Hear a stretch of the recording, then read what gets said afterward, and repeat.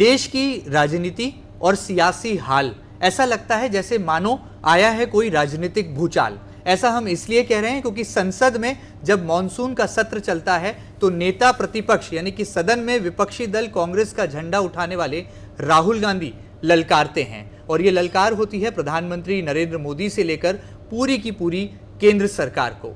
क्या जितनी मेहनत देश की राजधानी दिल्ली में राहुल गांधी कर रहे हैं, वही पसीना क्या हिंदुस्तान के दिल एमपी में प्रदेश कांग्रेस के अध्यक्ष जीतू पटवारी भी बहा रहे हैं?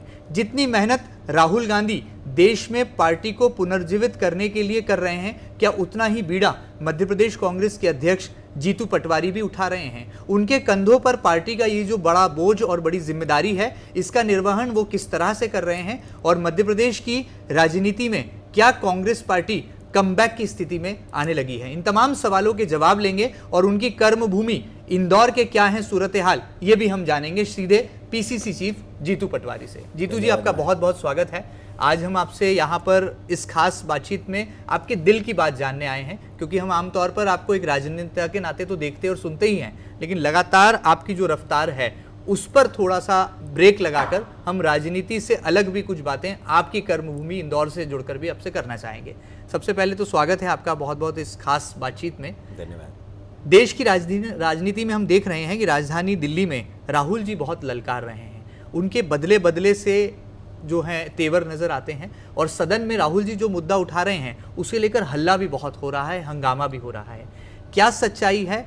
क्या अमेरिका ने भारत पर जो टैरिफ बढ़ाकर एक बोझ बढ़ाया है, उसका सीधा असर आम जनता पर भी आने वाला है? और राहुल जी की सदन में ये जो उठी ललकार है, इसका कितना असर देश की राजनीतिक आबो हवा पर आप देख पा रहे हैं? महन जी, ऐसा है, देश हम सबका है जी, और भारतीय जनता पार्टी अगर सत्ता में है, नरेंद्र मोदी देश के प्रधानमंत्री है, तो वो हमारे प्रधानमंत्री, देश के प्रधानमंत्री। जी जी जी। भारतीय जनता पार्टी राजनीतिक रूप से हमारी विरोधी हो सकती है, पर हमारी दुश्मन नहीं है। पहले एक बात हम क्लियर करें जी। दूसरी बात, 11 साल देश की सत्ता में नरेंद्र मोदी जी को बैठे हुए, तब आप देखो 2013-14 में जो सपने देश को दिखाए थे वो क्या थे? दुनिया में नंबर 1 अर्थव्यवस्था करना है जी, नंबर 4 करना है, $5 ट्रिलियन की बनाना है, दुनिया में हमारा लोहा मनवाना जी, है। जी। हमारी विदेश नीति जितनी अच्छी होनी थी, आज तक कांग्रेस पार्टी की सरकारें नहीं कर पाई। नरेंद्र मोदी ने कहा था जी जी जी। अभी नरेंद्र मोदी ने देश को कहा था हम इतना रोजगार आएगा कि अद्भुत अकल्पनीय 2 करोड़ रोजगार हर वर्ष जनरेट करेंगे। एग्रीकल्चर क्राफ्ट डबल होगी, डबल इनकम जी। जो लागत लगे जिस दिन उससे सीधा डबल एग्रीकल्चर की प्राइस होगी। जी, जी। अलग अलग सेगमेंट में अलग अलग बातें नरेंद्र मोदी ने देश को कहा। करप्शन न मेरे पीछे है न मेरे आगे है, भ्रष्टाचार रहित देश बनेगा, और जो लोगों ने देश का सामान लूटा है, माल लूटा है, जो राशि लूटी है, वो वापस पकड़ के आएंगे, ये वादे किए थे। जी जी। आज हालात क्या है? राहुल गांधी जब ये सवाल उठाते हैं कि इस देश की सबसे बड़ी संस्था जिस पे सबसे ज्यादा भरोसा होना चाहिए, चुनाव आयोग, वो बिक गया है बीजेपी के लिए। वो बीजेपी के चुनाव जिताने में मदद कर रहा है।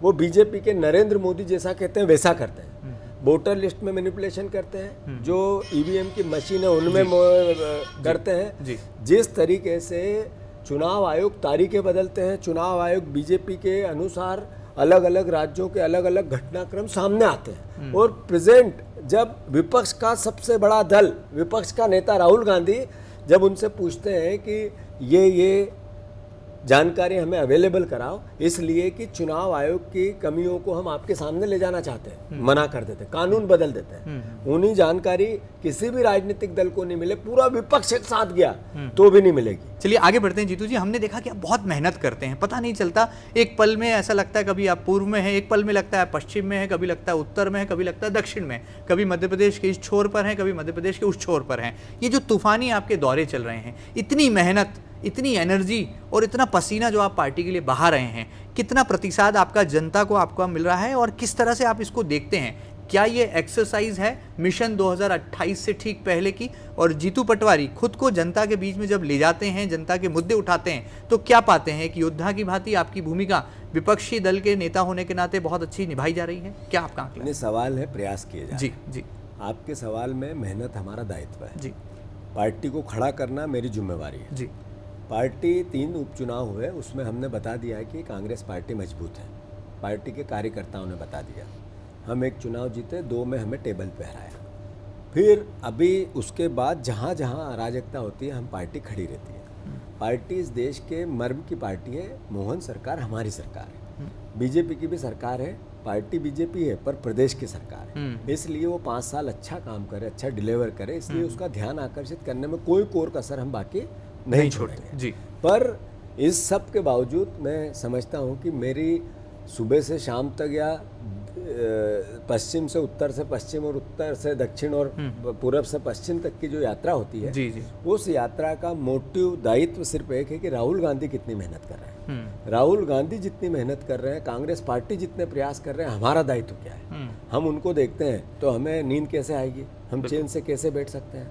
हम हमारी पार्टी को खड़ी क्यों नहीं करें? हम विपक्ष का दायित्व क्यों नहीं निभाएं? हम जनता की लड़ाई क्यों नहीं लड़ें? इसलिए मैं रात रात में सफ़र करता हूँ और दिन दिन में काम करता हूँ। मैं अपना कार्यक्रम को इस तरीके से डिजाइन करता हूँ कि रात का समय मेरा सफ़र में जाए और दिन का समय मेरा काम करे। मैं जनता से मिलूँ, जनता के लिए करूँ, हमारी पार्टी का काम करूँ, पार्टी के जनता के लिए काम करूँ। तो प्रयास जारी है और ईश्वर भगवान के आशीर्वाद रहेंगे तो हम 2028 में 100% कांग्रेस की सरकार बनाएगी। मध्य प्रदेश में 230 विधानसभा सीटें हैं। अब तक प्रदेश कांग्रेस के अध्यक्ष मुखिया होने के नाते कितनी सीटों पर आप जा चुके हैं और कितनी पर जाना बाकी है? 100%। 230 पर आपकी मैदानी पकड़ हो गई है? एक भी सीट विधानसभा की पूरे मध्य प्रदेश में बिना गए मेरी इस पूरे 2 साल 2 3 4 महीने में हो जाएंगे, नहीं हुआ है। अगला कार्यक्रम एज ए अध्यक्ष पार्टी की जिम्मेदारी की हर विधानसभा में मुझे रात रुकना है, नाइट स्टे करना है। वहीं रात भर कार्यकर्ताओं के साथ जो हो चौपाल लगाएंगे मतलब आप? बिल्कुल। तो मेरी जिम्मेवारी है। अभी हमारा संगठन सृजन का काम हुआ, उसमें 10 लाख कार्यकर्ता एंगेज हुए, उससे ज़्यादा। हमारे यूथ कांग्रेस के चुनाव हुए, 17 लाख कार्यकर्ताओं ने डायरेक्ट प्रत्यक्ष रूप से इन्वॉल्वमेंट। ये दोनों चीज़ें मैसेज है कि लोग कांग्रेस को चाहते हैं। कांग्रेस प्रयास करे इस बात का कि लोगों की भावनाओं के हिसाब से अपने आप को उतारे, वो प्रयास जारी है। अच्छा, कई बार ऐसा देखने में आता है कि आपकी पार्टी बीजेपी का आइडिया चुरा लेती है। हमने देखा ये जो ट्रेनिंग करना, प्रशिक्षण करना और अपने विधायकों को अनुशासन की सीख देना, ये भारतीय जनता पार्टी की सियासी परंपरा रही है। लेकिन हमने देखा आप भी अब उसी ट्रैक पर आ गए हैं, आप भी प्रशिक्षण दे रहे हैं, विधायकों को मांडव ले जा रहे हैं और ट्रेनिंग दे रहे हैं। क्या आइडिया चुराया है आपने? बीजेपी भी इस देश की पार्टी है और अगर अच्छी चीज़ उसमें भी कोई है तो आत्मसात करने में तो कोई बुराई है नहीं। हम जब उसकी बुराइयों को इंगित कराते हैं तो अच्छाइयों पे भी ध्यान देना चाहिए, इसमें बुरा क्या है? अच्छा, जीतू पटवारी, हम आइडिया नहीं चुराते हैं, हमारा ही आइडिया है ये, किसी का लिया हुआ नहीं है। ये ट्रेनिंग कॉपी तो नहीं किया आपने? अगर एक बच्चा है जिसका सबसे शिक्षक उसके माता पिता होते हैं, पारिवारिक, फिर स्कूल में टीचर होते हैं, फिर कोई भी टीचर बन जाता है उसको भी समय के अनुसार अपने आप को टीचिंग में बदलाव करने के लिए प्रशिक्षण लेना पड़ता है। ऐसे ही राजनीतिक कार्यकर्ताओं को समय समय पर परिस्थितियाँ बदलती है, युग बदलता है, नई नई आइडियोलॉजी आती है, नई नई अपनी टेक्नोलॉजी आती है, उसके हिसाब से ट्रेंड करना जरूरी होता है। तो हम किस तरीके से अपना प्रेजेंटेशन दें, कहाँ से अपनी सूचनाएं लें, कहाँ पर हमारी सूचनाओं के तंत्र को मजबूत करें, जनता के मुद्दों को कैसे आत्मसात करें, ये ट्रेनिंग कार्यकर्ताओं को होनी चाहिए, करते हैं। अच्छा, जीतू पटवारी यदि विधानसभा का चुनाव नहीं हारते तो वो नेता प्रतिपक्ष बनना पसंद करते या प्रदेश कांग्रेस के अध्यक्ष बनना पसंद करते? पहले तो जो वास्तविकता है ये कि मैं चुनाव हारा हूँ जी, तो अब नहीं हारते तो काल्पनिक प्रश्न है। और पार्टी जो जिम्मेवारी देती है वो ही करता है। वो अगर झाड़ू लगाने का देगी, मैं पहले बयान दे चुका हूँ, धुआं, और अभी भी झाड़ू लगाने का काम देगी तो धुआं। ये मेरी जिम्मेवारी है, ये बदलती रहती है, कोई स्थायी नहीं होता है। आज मैं हूँ प्रदेश कांग्रेस कमेटी के अध्यक्ष के रूप में, मेरे बाद भी कोई होगा, मेरे पहले भी कोई था, चलती हुई प्रक्रिया है। अच्छा, आपकी और नेता प्रतिपक्ष leader of opposition Umang Singhar की पॉलिटिकल केमिस्ट्री कैसी है? क्योंकि हमने कई बार देखा कि आप दोनों जय और वीरू की भांति जो है मध्य प्रदेश में दौड़ रहे हैं, कांग्रेस पार्टी का झंडा उठा रहे हैं, लड़ाई लड़ रहे हैं, संघर्ष कर रहे हैं। जीतू पटवारी बड़े भाई की भूमिका में है। क्या जय आपको माना जाए और वीरू उमंग सिंघार हैं? और यदि आने वाले मिशन 2028 का आकलन करें तो क्या यही जय और वीरू की जोड़ी धमाल मचाएगी आने वाले चुनाव में? नहीं, बात यह धमाल मचाना या वो, चूँकि उनके पास हमारे विधायकों के दल के नेता हैं, हमारे नेता हैं, तो उनका अपना दायित्व है, वो उसको उस भूमिका को अच्छे से निभा रहे हैं और 100 में से 200 नंबर मिलते हैं उनको। मेरे पास जो जिम्मेवारी है ये संगठन के सभी प्रकार के परिवारजनों को एक साथ लेके एकजुट होकर आइडियोलॉजी के साथ संगठन को मजबूत करने की है। उसमें विधायक भी आते हैं, तो हम सब मिलकर एक जैसा सोच से कैसे काम करें, इसके लिए केमिस्ट्री है। कई लोग अलग अलग तरीके से इसके सवाल आते हैं, जय कौन है, वीरू कौन है, सत्ता आएगी तो मुख्यमंत्री कौन बनेगा। ये सोच, ये विचार, ये भावना, ये राजनीतिक दल में होती, राजनीतिक कार्यकर्ताओं में आती है। पत्रकारों के भी सवाल होते हैं, पर जरूरी है कि जीतू पटवारी पद सत्ता में आएगी तो पद पे जाएगा, मुख्यमंत्री बनेगा, उमंग सिंगारी बनेगा, तीसरा भी कोई बन सकता है भाई, चौथा भी बन सकता है। ये कांग्रेस पार्टी में सोच ही खत्म हो गई कि सत्ता आएगी तो मुझे क्या मिलेगा, सत्ता आएगी तो जनता को क्या मिलेगा, और किसको क्या जिम्मेवारी देनी है वो संगठन तय करेगा। राहुल गांधी तय करेंगे, खड़गे जी तय करेंगे। कभी ये कहे कि मैं मुख्यमंत्री बनूंगा तो ये अपने आप को धोखा देने जैसा है। मैं कहूँ ये मुख्यमंत्री बनेंगे, वो भी दुनिया को गुमराह करने जैसी बात है। ये संगठन में मुझे जिम्मेवारी अध्यक्ष की मिली है, सफलता तब है जब सरकार बने। उमंग सिंगार जी को जिम्मेवारी मिली नेता प्रतिपक्ष की, जनता की आवाज की। सफलता तब है जब हम बीजेपी को सत्ता से हटा दें और जनता की लड़ाई कांग्रेस के साथ जीते। मुख्यमंत्री कौन बनेगा ये तय संगठन करेगा, आज नहीं करेगा कल करेगा, और हम दोनों के अलावा तीसरा भी करेगा। कोई जागीरी होती किसी की पद। लेकिन कैलिबर तो आप में नजर आता है, तो आप इससे ऐतराज क्यों कर रहे हैं? अगर क्वालिटी है, कैलिबर है, योग्यता है, आप उसके लिए विश्वसनीय हैं और इतना संघर्ष कर रहे हैं, तो बड़ा राजनीति में तो महत्वाकांक्षा का स्थान होता है। नहीं, कोई बात नहीं, महत्वाकांक्षा सकारात्मक हो, लिमिट की हो, सही परिस्थिति की हो, अच्छी लगती है। जैसे ही परिस्थितियों से बाहर की महत्वाकांक्षा लालच दिखता है, और लालच तो सभी तरह का बुरा होता है। सही बताइए, जीतू पटवारी के राजनीतिक गुरु कौन हैं? क्योंकि ये जो वाचाल राजनीति आप करते हैं, लगातार लड़ाकू भूमिका में रहना, सरकार से सीधी टक्कर लेना, ईंट का जवाब पत्थर से देना, तो ये कितना गुरु मंत्र आपको देता कौन है? और ये कहाँ से पॉलिटिकल टिप्स लेकर जीतू पटवारी पूरी एनर्जी के साथ सातों दिन 365 दिन हमें जो है एक्टिव नजर आते हैं?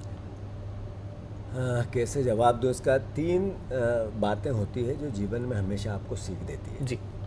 एक माता पिता, एक शिक्षक, और तीसरा परिस्थितियाँ, जिंदगी के संघर्ष, जिंदगी के एक तरह से रात दिन की जो रगड़ाई होती है ना, वो अपने आप सिखाती है बातें। तो मैं समझता हूँ सबसे बड़ी जो माता पिता शिक्षक का तो सबसे ऊपर स्थान है, पर जिंदगी की जो रगड़ाई है, जो राजनीति में आपको अपमान मिलता है, जो राजनीति में आपको पल पल पे अलग अलग तरीके की सीख मिलती है, परिस्थितियाँ बदली हुई मिलती है, वो अपने आप आपको तराशती है, वो सीख देती है, जिंदगी को किस तरीके से सार्वजनिक जीवन में जीने का एक रास्ता दिखाती है।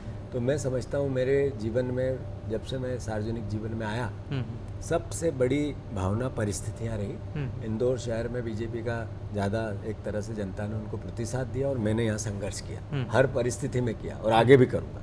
तो इस परिस्थिति ने मुझे एक तरह से खूब तराशा।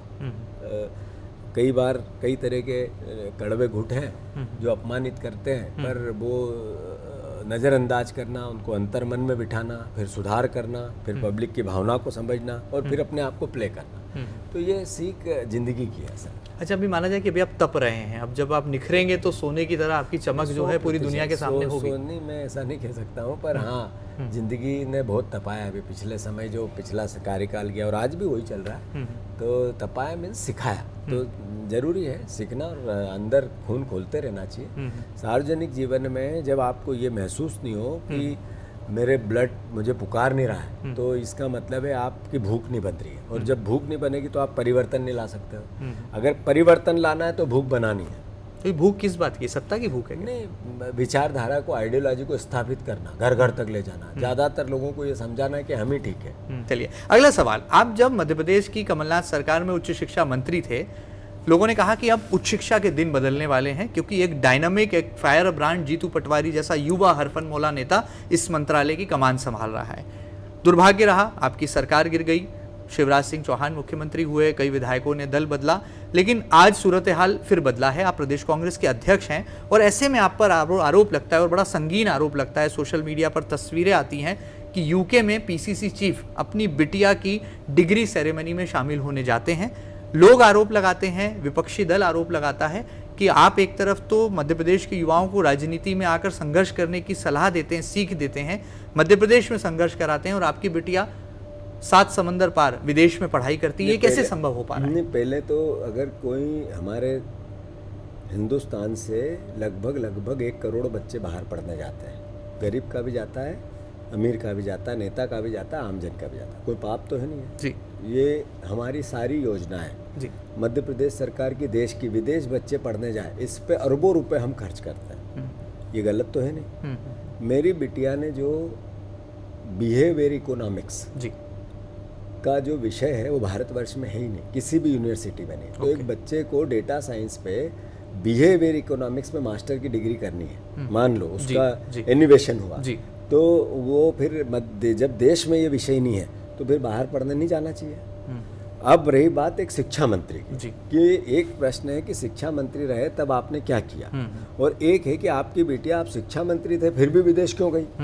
तो मेरी बिटिया जब तक स्कूली शिक्षा की, जब तक उसने कॉलेज की, पीजी की शिक्षा, यूजी की शिक्षा की, वो शिक्षा सरकारी कॉलेज में की, एक्सलेंस पे सरकारी में की, प्राइवेट में नहीं की। जब भी दिल्ली जा सकती थी, मैं मिनिस्टर था तब वो भोपाल के एक्सलेंस कॉलेज की विद्यार्थी थी। 94%, 91%, 92% नंबर उसके आते थे स्कूल में, पढ़ने लिखने में अच्छी है। कोई मेरिट। फिर तीसरी बात, अब वो विदेश गई कैसे। वो विदेश गई 39 लाख 39 लाख रुपए उसने लोन लिया, बैंक लोन लिया और उस बैंक लोन से वो पढ़ने गई। जब वो पढ़ने गई तब मैं छोड़ने नहीं गया। वो जब पढ़ के आ गई, पढ़ रही थी तब मैं उससे मिलने नहीं गया। जब वो पढ़ के आ गई तब मैं लेने नहीं गया। उसकी ओथ सेरेमनी एक बार कैंसिल हो गई, 2 बार कैंसिल हो गई। एक पिता को एक बेटी ये कहती है कि मेरी ओथ सेरेमनी मेरे पिता जाना चाहिए, 2 बार कैंसिल हो गई, तीसरी बार में चला गया। मैंने पाप किया? नहीं करना था मुझे ऐसा। सवाल ये है कि हमारे बच्चों को अच्छी शिक्षा मिले, मध्य प्रदेश में ऐसा कैसे करें हम, इसके लिए मैं जवाबदेही है मेरी। मैं मंत्री बना तो मैंने क्या किया, मैंने सबसे पहले 4000 रिक्रूटमेंट किए असिस्टेंट प्रोफेसर्स की। ये अपने आप में पहला, मैं मिनिस्टर था, मैंने 85 विधानसभाओं में नए कॉलेज दिए, 15 महीने के कार्यकाल। मैंने इंदौर, जहाँ का मैं बेटा हूँ, इसमें एक भी कॉलेज ऐसा जहां 10 करोड़ रुपए से कम राशि, उस समय जब मैं मिनिस्टर था, एक भी सरकारी कॉलेज, एक भी, वो चाहे देपालपुर के कॉलेज का निर्माण हो, चाहे महू के कॉलेज का निर्माण हो, चाहे सांवेर में जहाँ तुलसीराम सिलावट मंत्री है वहाँ के कॉलेज का निर्माण हो, कभी एक, जो मेरा एक इंदौर के बेटे का दायित्व, हमारी जो यूनिवर्सिटी है देवी अहिल्या विश्वविद्यालय, इसमें स्पोर्ट्स विभाग में मैंने करोड़ों रुपए दिए, जिसका स्पोर्ट्स विभाग है, इसलिए दिए कि मेरा अपना शहर है। कोई कसर, पैसे देना ही महत्व। इनोवेशन क्या किया, जो भी बच्चा विदेश नौकरी करने जाता है तो उसको एक एग्जाम्स इंग्लिश की, अच्छी लर्निंग इंग्लिश की पास करनी पड़ती है। उस एग्जाम से मैंने कैम्ब्रिज से टाइप किया मध्य प्रदेश के हर विश्वविद्यालय को कि इतनी बड़ी आबादी, पूरी दुनिया में काम करने बच्चे जाना चाहते हैं, तो उस एग्जाम से बचे। ये इनोवेशन इस 15 महीने का ही था। इसके अलावा भी अगर मुझे पता होता है कि आपने मुझसे ये सवाल करेंगे तो और भी सैकड़ों की तादाद में इनोवेशन थे। मैंने दिन रात मेहनत की थी। 15 महीने में जो संभव हो, अगर मैं 5 साल रहता तो मेरे को भरोसा था इस बात का कि मैं अपने आप को गौरवान्वित समझता कि मैं क्या करना चाहता, बच्चियों की शिक्षा मुफ्त करना चाहता था। बेटी को 1 रुपया भी नहीं लगे कॉलेज जाने, एडमिशन भी नहीं पैसे लगा, ये योजना थी मेरे पास। उस पर काम चल ही रहा था, सरकार बदल गई। अब वो सरकार बदल दी, उनको दोष दूं कि अपनी किस्मत को या उन बच्चों की किस्मत को, ये समय बताएगा। तो मेरा एक पिता का भी दायित्व है सार्वजनिक जीवन के बाद। मेरी बेटी खुद लोन लेके पढ़ने जाए और उसकी बहुत सेरेमनी में पिता नहीं जाए तो पिता के दायित्व को निभा पाएगा कि नहीं, ये मुझे समझना चाहिए। तो जो लोग आरोप लगा रहे हैं उनमें कोई क्या बात नहीं, धन्यवाद, उनकी जगह कोई सही है, फर्क नहीं पड़ता। नहीं, क्यों नहीं, मैं उनको दूसरे तरीके से देखता हूँ। उनने ये कहा कि हम भी इस प्रदेश के बेटे बेटी हैं, हमारा भी ध्यान दो, तो मेरा दायित्व है। मैं इसीलिए सार्वजनिक जीवन में, मुझे मेरे उन बच्चों के लिए भी मैं कुछ कर पाऊँ मेरी ज़िंदगी में, तो अपना जीवन सार्थक समझूंगा। जिन माता पिता ने, अगर राजनीतिक विरोधियों ने भी किया तो उनको भी थैंक्स कहना चाहता हूँ। कम से कम उस लायक तो समझते हैं मुझे कि जीतू पटवारी जमीन का आदमी है, इसकी बेटी विदेश पढ़ने गई तो सबका ध्यान देना था, इस लायक समझा उन्होंने, उनको थैंक्स, धन्यवाद। अच्छा, हम देखते हैं कि जीतू पटवारी पर पॉलिटिकल प्रहार कम, पर्सनल प्रहार बहुत होते हैं। आपके दोनों सगे भाई, उन पर जब एफआईआर हो जाती है, और एक ऐसा मामला जो कि समझ नहीं आता, जिसमें जब आरोपी की इस फहरिस्त देखते हैं तो जिला कांग्रेस के अध्यक्ष होते हैं आपके पटवारी, आपके ब्रदर भरत पटवारी होते हैं, नाना पटवारी होते हैं, पुराने प्रकरणों को भी उसमें जोड़ दिया जाता है, फरियादी के पास जब जाया जाता है तो वो तमाम तरह की दलीलें देता है, और इस तमाम युद्ध वाले विराम में जो है आपकी यही मौन मुस्कान हमें नजर आती है, कोई प्रतिक्रिया नहीं आती। क्या लगता है, ये पर्सनल प्रहार था या पॉलिटिकल कोई प्रकरण था? राजनीति में ये होता रहता है, होना चाहिए जी। सत्ता हमेशा प्रहार करेगी, उसकी ताकत है, आपकी ताकत है, आपका हौसला, आपकी हिम्मत, आपका काम करने का तरीका। जहाँ तक मेरे परिवार पे एफआईआर का सवाल है, मैं उसके लिए सफाई इसलिए नहीं देता हूँ, सफाई देने वाला कमज़ोर होता है, सवाल पूछने वाला कमज़ोर होता है। ज़रूर हाई कोर्ट ने सवाल सरकार से पूछा है कि क्यों एफआईआर की थी, सरकार से पूछा है, 3 हफ्ते में जवाब देना है सरकार को, तो कानून है, उस पर भरोसा रखो। ये तो अच्छा हुआ कि एफआईआर ही हुई, उनको जेल भी भेज सकते थे, मुझे भी जेल भेज सकते हैं। तो ये सरकार की ताकत है, अपने अंतर मन में ये दृढ़ता रहनी चाहिए कि हम सही है।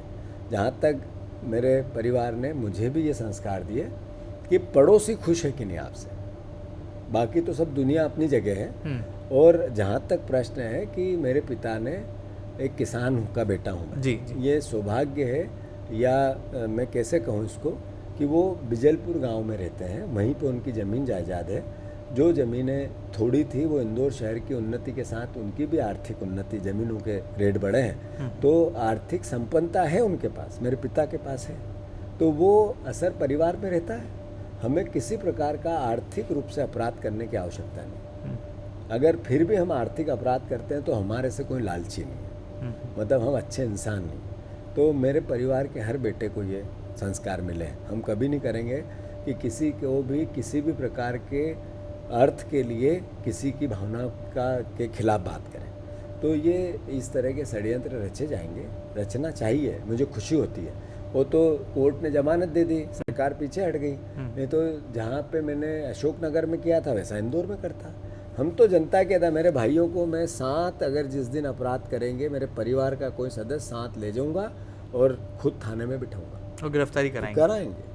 मैं उन लोगों में से ही नहीं हूँ, और मैं खुद गलती करूँगा, क्षमा मांगूंगा। पावर का दुरुपयोग करना नहीं आता मेरे कभी कैसे करूँगा बताओ? आज तक पूरी हिस्ट्री है मेरी 20-25 साल की, एक भी केस ऐसा हुआ, एक बार मेरा व्यवहार ऐसा हुआ, एक बार मैंने ऊंची आवाज में किसी, हाँ राजनीतिक रूप से मेरा दायित्व है बात करने का, करना चाहिए। सहन शक्ति आप में कहाँ से आती है? हम एक आध्यात्मिक गुरु हैं बाबा प्रेमानंद जी, हम उनको जब सुनते हैं तो वो कहते हैं कि आपके साथ कुछ अच्छा हो तो उसे हजम कर जाइए, कुछ बुरा हो तो उसे सहन कर जाइए। तो ये जीतू पटवारी में, एक राजनीतिक शख्सियत में इतनी सहन शक्ति आती कहाँ से है कि इतने पर्सनल और पॉलिटिकल प्रहार होने के बाद भी वही चेहरे पर मुस्कान, वही तरोताजगी और वही ऊर्जा का संचार लगातार बनाए रखते हैं?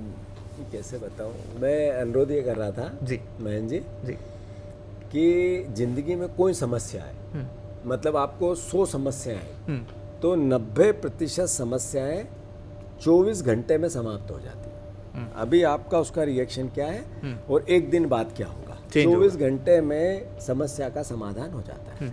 आपको पेशेंस रखना है और बुद्धि से पेशेंस के साथ उस समस्या का समाधान करना है। बची हुई 10% समस्या 1 हफ्ते में 9% भी समाप्त हो जाती है। 1% जो बचती है वो 30 दिन में, 1 महीने में समाप्त हो जाती है। दुनिया की व्यक्ति पे आई हुई कोई भी समस्या, व्यक्तिगत, राजनीतिक रूप से, आर्थिक रूप से, पारिवारिक रूप से 30 दिन में सारी समस्याओं का समाधान होता है। ये ईश्वर ने, सृष्टि ने इस तरह का एक प्रकृति का न्याय बना रखा है। तो मैं उसको आत्मसात करता रहता हूँ। 1 दूसरा, जब मैं समाज में रहता हूँ, सार्वजनिक जीवन में रहता हूँ, या मेरा पेट पालने के लिए, परिवार के पालन पोषण के लिए कोई व्यवस्था में रहता हूँ, तो वहाँ की चिंताएं करता हूँ। घर में जाता हूँ तो ये चिंताएं समाप्त करता हूँ, मेरे परिवार से बात करता हूँ, वहाँ की भी अपनी चिंताएं होती हैं। बिल्कुल। कमरे में जाता हूँ तो परिवार की चिंताएं भी समाप्त कर देता हूँ, और बाथरूम में जाता हूँ तो कमरे की चिंता भी समाप्त कर देता हूँ। ये मेरा फॉर्मूला है, आपका सक्सेस फॉर्मूला है। 10।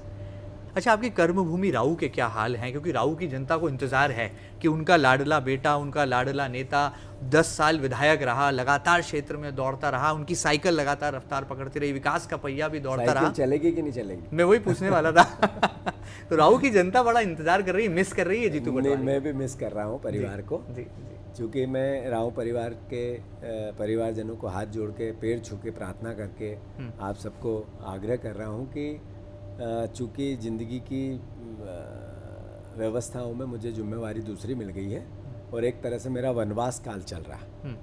वनवास काल मीन्स इस दौर में जब मुझे सफलता नहीं मिली तो अल्टीमेटली भगवान राम के तो पुत्र थे ही, दशरथ के पुत्र तो भगवान राम थे, पर दशरथ जी ने ही कहा कि आपको वनवास जाना है, ऐसे ही आप लोगों ने ही मुझे दूसरी जिम्मेवारी दे दी है। तो मैं पूरे परिवार के साथियों से अनुरोध करता हूँ कि जिनको हमने जिताया आदरणीय विधायक जी को, वो भी आपकी सेवा करें। मैं कोई नकारात्मक नफरत या घृणा की बात नहीं करना चाहता हूँ, और वो जब भी मेरे सहयोग की उनको अपेक्षा है, मैं हमेशा तैयार हूँ। और आप सबके को मैं मिस करता हूँ। मुझे बहुत खुशी होती है जब साइकिल में गली गली लेके घूमूं और आप लोगों से मिलूं, हमारी बहनों से मिलूं, भाभीयों से मिलूं, और वो साइकिल को तो मैं रोज़ याद आती है मुझे, तो मैं भी बहुत मिस कर रहा हूँ। पर चूँकि जिम्मेवारी है मुझे निभानी पड़ेगी, वनवास में हूँ इसलिए भोगना पड़ेगा। तो क्या माने कि चुनाव नजदीक आएगा तो फिर ये साइकिल का पहिया दौड़ पड़ेगा? चुनाव से साइकिल का कोई ताल्लुक नहीं। अभी भी चुनाव जिंदगी की यही रीत है, हार के बाद ही जीते। मैं इसलिए नहीं आऊँ कि मुझे जनता ने हरा दिया या न मैं स्वार्थी हूँ। मैंने ये कहा जिम्मेवारी मेरे पास दूसरी है, पार्टी की जिम्मेवारी है, इसलिए मेरे पास वहाँ समय कम पड़ रहा है। बहुत ख़राब दौर में थी पार्टी, ख़राब दौर में से हम अच्छे की ओर आ रहे हैं और हम जनता के लिए सब कर रहे हैं। तो अल्टीमेटली बड़ी जिम्मेवारी है, तो यहाँ समय का मेरे पास थोड़ी परेशानी है, अभाव है।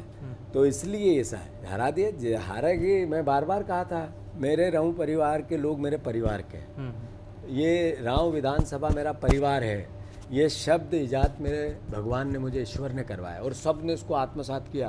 आज 300-400 विधायक कहते हैं मेरी विधानसभा मेरा परिवार है। ये मैंने कहा उसके बाद कहने लगे, मतलब मैं अहंकार नहीं है, ये सद्बुद्धि सबसे पहले मेरे राव परिवार ने मुझे दी, परिवार जैसा रखा। अभी हरा दिया इसलिए परिवार नहीं है, ऐसा तो नहीं हो सकता है। मेरे 2 बार और हरा दोगे तो भी आप मेरे परिवार है। मैं तो उनके चरणों में रह के उनके बच्चे बेटे जैसी बात करूँ। अच्छा, अभी वर्तमान विधायक हैं राऊ से बीजेपी के मधु वर्मा जी, उनका रिपोर्ट कार्ड भी आप बना रहे होंगे, कुछ नंबर उनके रिपोर्ट कार्ड में आ रहे हैं कि नहीं आ रहे हैं, क्या लग रहा है, कैसा काम कर रहे हैं वो? भगवान उनका भला करे और अच्छा काम करे।